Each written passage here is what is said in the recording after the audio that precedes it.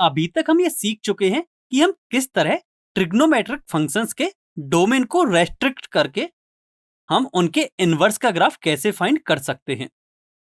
और हमने अभी तक साइन इनवर्स एक्स और कॉस इनवर्स एक्स का ग्राफ बनाना सीख लिया है। अब हम इस वीडियो में रिमेनिंग इनवर्स ट्रिग्नोमेट्रिक फंक्शंस के ग्राफ देखेंगे। सबसे पहले हम tan इनवर्स एक्स की बात करते हैं।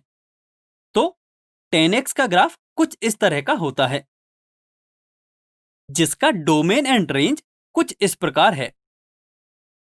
जब हम हॉरिजॉन्टल लाइन टेस्ट करते हैं तो हमें पता चलता है कि tan x भी एक मैनी वन फंक्शन है, यानी कि यदि हमें इसका इन्वर्टिबल फंक्शन फाइंड करना है तो हमें इसके डोमेन को रेस्ट्रिक्ट करना पड़ेगा।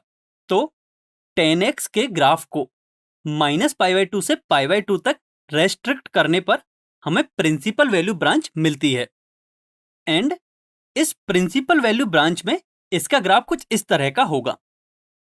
अब tan इनवर्स x का ग्राफ फाइंड करने के लिए हम एक लाइन y = x ड्रॉ करते हैं।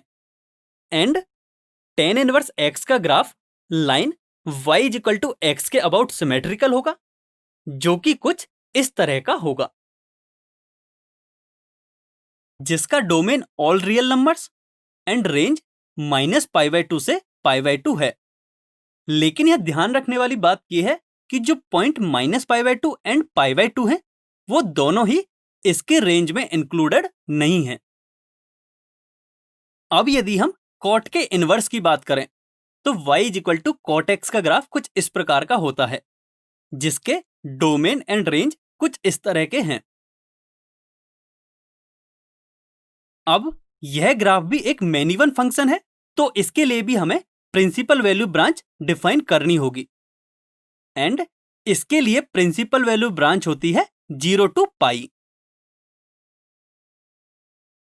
अब cot x के प्रिंसिपल वैल्यू ब्रांच की mirror image y = x line के अबाउट ड्रॉ करने पर हमें cot इनवर्स x फंक्शन का ग्राफ मिलता है, जो कि कुछ इस तरह का होगा। एंड cot इनवर्स x की रेंज 0 to π है, जहां 0 एंड π दोनों ही इंक्लूडेड नहीं है, जिसका domain all real numbers and range 0 to π है। यहां भी दोनों ही पॉइंट्स 0 एंड π इंक्लूडेड नहीं है। अब हम कोसेक के इनवर्स के ग्राफ की बात करते हैं। तो हम जानते हैं कि y = कोसेक x का ग्राफ कुछ इस प्रकार का होता है, जिसका डोमेन एंड रेंज आप जानते हैं। अब आप यहां से देख सकते हैं कि यह फंक्शन भी एक मैनी वन फंक्शन है। अब यदि हम इसके डोमेन को -π/2 से π/2 तक रेस्ट्रिक्ट कर दें तो हमें एक प्रिंसिपल वैल्यू ब्रांच मिल जाती है और हम इसका इनवर्स आसानी से फाइंड कर सकते हैं। तो अब कोसेक x के प्रिंसिपल वैल्यू ब्रांच की mirror image y = x line के अबाउट लेने पर इसका इनवर्स फंक्शन मिल जाता है, जो कि y = x लाइन के अबाउट सिमेट्रिकल होगा। हम देख सकते हैं कि इसका डोमेन ऑल रियल नंबर्स होता है, बट -1 से 1 के बीच में फंक्शन डिफाइन नहीं है।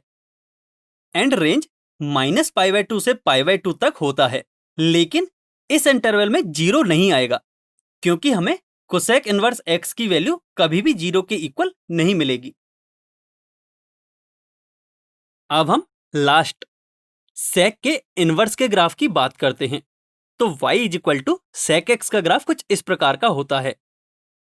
यहां भी हम देख सकते हैं कि यह भी एक मैनी वन फंक्शन है, इसलिए हम इसके डोमेन को भी रेस्ट्रिक्ट करेंगे।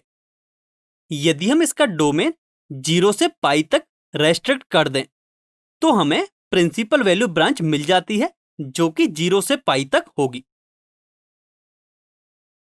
अब इस प्रिंसिपल वैल्यू ब्रांच का y = x लाइन के अबाउट मिरर इमेज लेने पर इसका सिमेट्रिकल ग्राफ मिल जाता है, जो कि y = sec इनवर्स x का ग्राफ है। एंड इसका domain set of all real numbers excluded -1 to 1 and range 0 to π होगी, लेकिन इस रेंज में पाई बाई 2 इंक्लूडेड नहीं होगा।